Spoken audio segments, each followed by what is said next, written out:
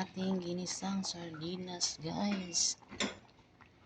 Simple lang ang kanyang ingredients dyan.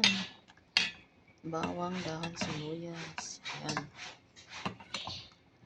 Konting asin, bitsin. Ayan. Sarap na. Ayan ang ating ulam, mahirap. Sarap-sarap.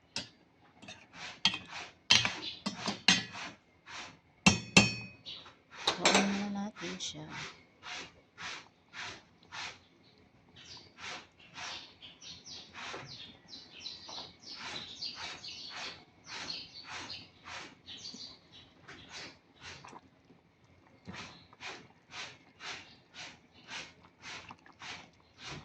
Ayan, kulong-kulo na siya, guys.